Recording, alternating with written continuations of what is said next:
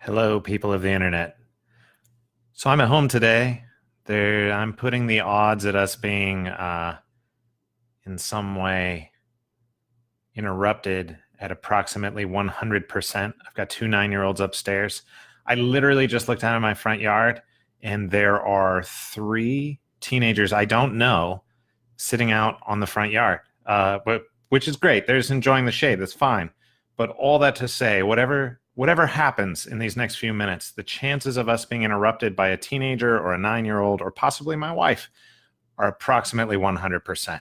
So there you go. Hey, everybody. I see you all starting to join. Brian, Nina, Brenda, David, Tim, Chelsea, Lacey, Jen, Amy, JR, Jerusha, Adam.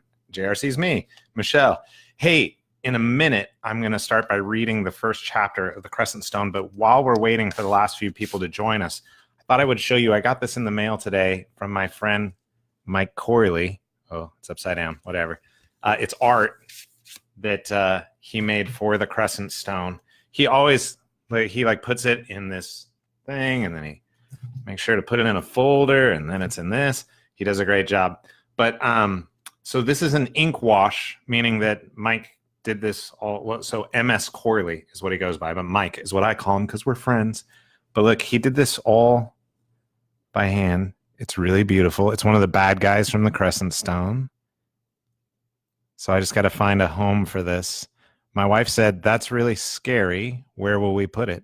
And then the kids all volunteered we could use their rooms. So those will be options we are considering.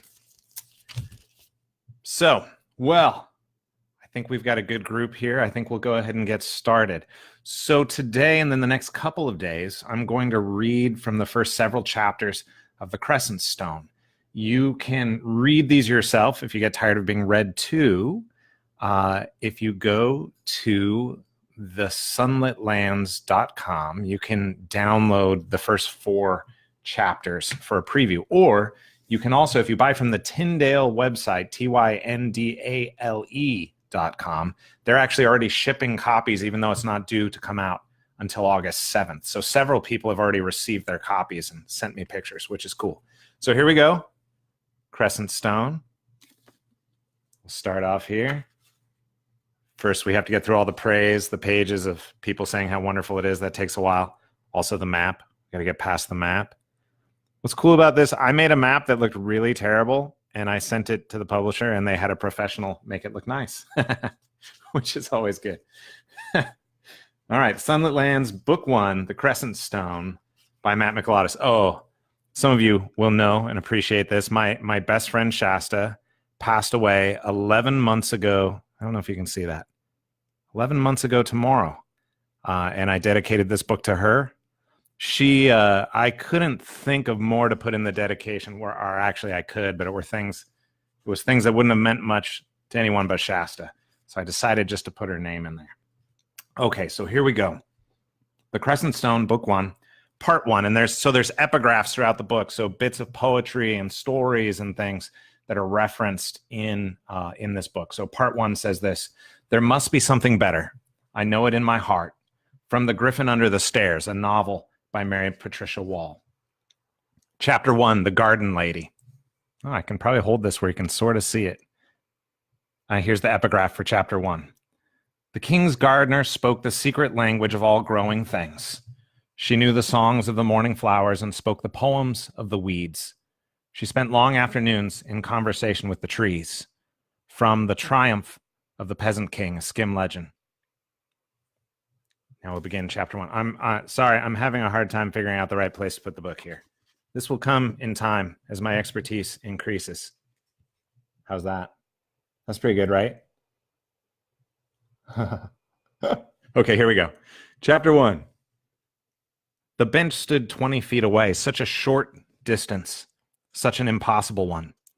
Madeline clung to the trellis of ivy that bordered her mother's garden path as she tried to force air into her ruined lungs. Every gasp felt like pushing sludge through broken glass. It was late morning on a Sunday, and she'd taken her inhaler an hour before, a quick, sharp breath of cold that disappeared much too quickly. She should have been in bed, flat on her back, not sitting, not standing, much less walking. But if the doctors were to be believed, it was one of the last spring Sundays she would ever see. Her chest and back hurt from the coughing. The sunlight caressed her face. She couldn't stand at the trellis forever, and the return path to the house was longer. A few steps set off the coughing again. She pushed her fist hard into her ribs. She had dislocated them coughing 3 days ago, and they still didn't feel right. 3 steps brought her to the maple tree which crowded the path. Her vision dimmed and her knees softened.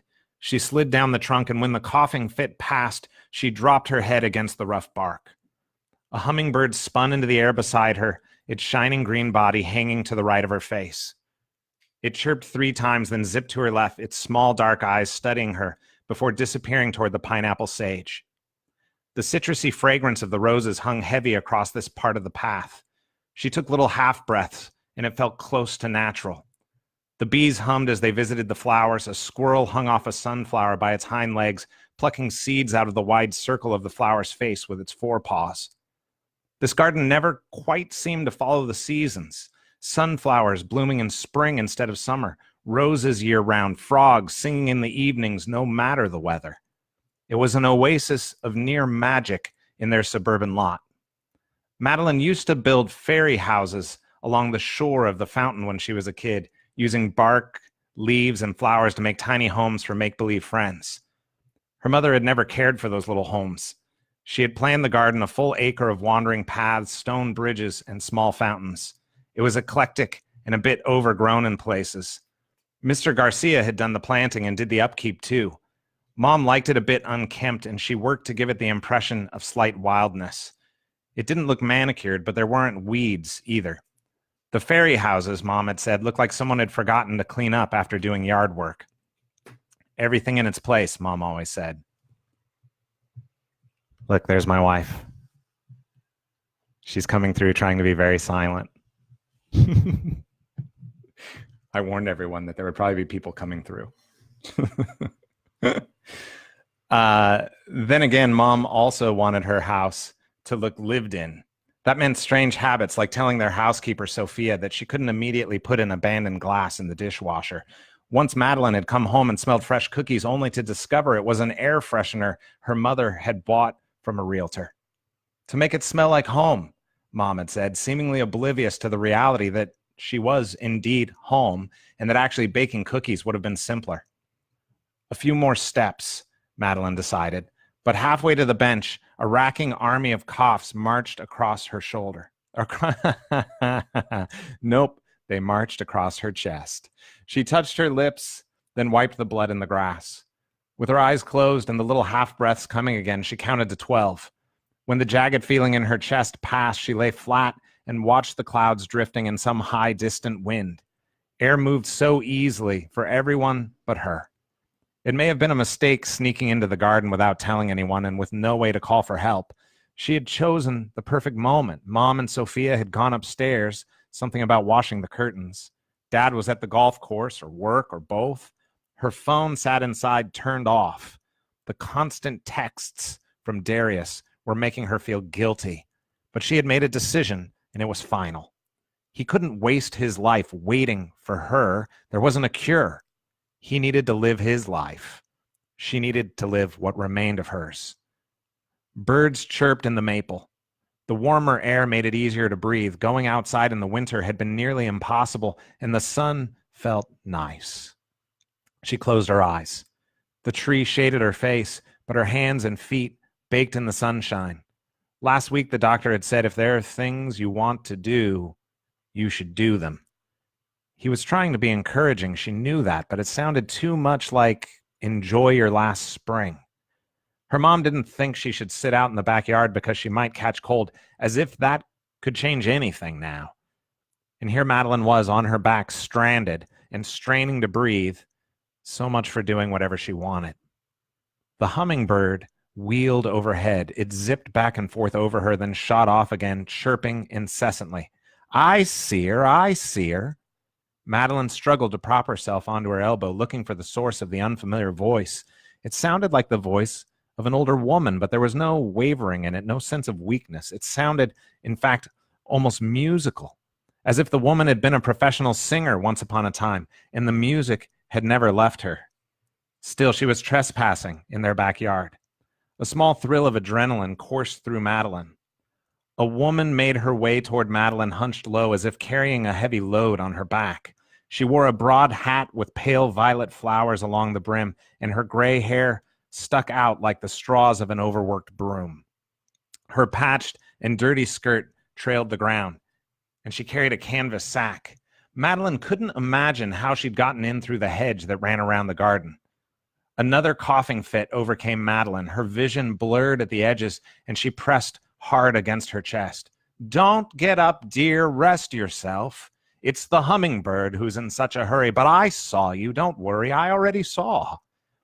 "Does my mom know you're—" Madeline couldn't finish the question. "Of course not," the old woman said. She settled next to Madeline with a great deal of groaning. She looked at the house, her eyes sparkling, a smile tugging at the edges of her lips. Her face was weathered and wrinkled, but her eyes shone like black stones in a clear river. "You shouldn't be here," Madeline said. "My mom won't—" She stopped to catch her breath. "She won't like it." The old woman nodded thoughtfully, then smoothed her skirt. "Mothers rarely do, dear. Now, to business." She reached into her sack and pulled out a small white button crusted in dirt, then a recently unearthed bottle cap and a small roll of twine. "I would like to borrow these." "Borrow them?" Madeline pushed her hand against her chest again, trying to get a deeper breath. "I don't understand." "They are yours," the woman said. She raised her hand. "Don't deny it. I found them in your garden. The birds brought me the twine, and the squirrel mentioned the button, but I dug it out with my own hands. The bottle cap, well, I've had my eye on that for several seasons." Madeline tried to call her mother, but she couldn't shout loud enough. She coughed, and the old woman put a fleshy arm around her shoulders. "My mom," Madeline managed between coughs. "I won't cheat you," the woman said. "I only want to borrow them. In exchange, I'll give you 3 favors and 1 piece of advice." The hummingbird zipped in front of them again and chirped twice. The old woman made a shooing motion. "I know what time it is. Go on with you." Maybe the old woman would go if Madeline gave her what she wanted, and it was only a few pieces of trash from the backyard. "Take them," Madeline said. The woman beamed at her and collected the bits of junk, scooping them into her bag. "Thank you, dear. Thank you, thank you. And that's 3 thanks for 3 items, so all has been done proper." Madeline wheezed a "you're welcome." She took a shallow breath. Do you think you could ask someone to come out for me?" The old woman looked to the house again, and her face crumpled. Not for the wide world, dear. For one of my favors?" She took the woman's hand. "I can't breathe." The flowers sent word of that, they did. That's why I came. But have they come to you? Have they offered you a bargain?" Madeline gasped for breath. What was wrong with this woman? Couldn't she see that Madeline couldn't breathe? The old woman stared at her with a steady gaze, waiting for an answer. Hoping the woman might help after she answered, Madeline shook her head. "Who? The flowers?" "No, of course they haven't. Not yet. I can't get involved until then. Not much." Madeline lay back, coughing. The bright green leaves were waving in the branches. Clouds scudded in from the west much too fast, covering the sun. She shivered and thought she could see the cloud of her breath when she exhaled, but it was too warm for that on this spring day. "Call my mother," she said, "or Sophia." The old woman's face appeared over her. "No favors yet, my sweet seedling, but I can give you the advice now." Madeline closed her eyes. "Okay."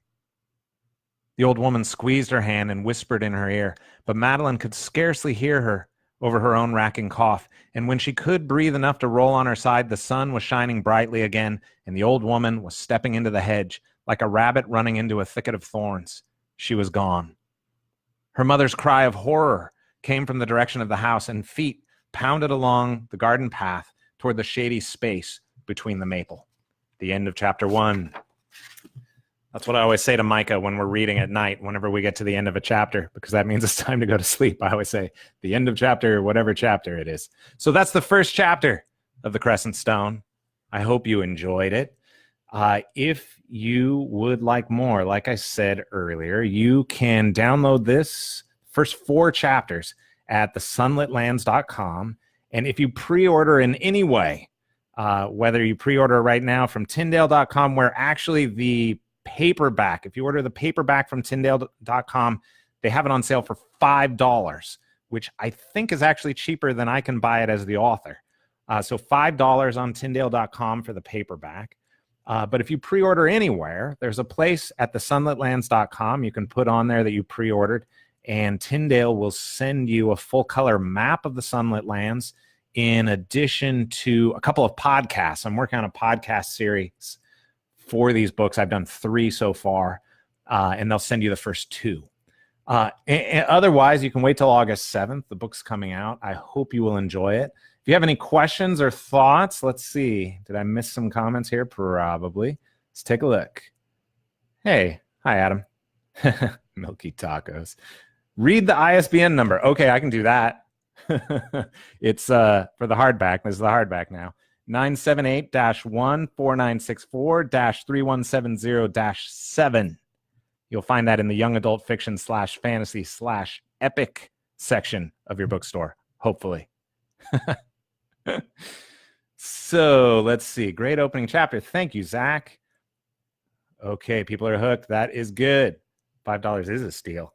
Let's see. Harmony, what I recommend for a 6-year-old.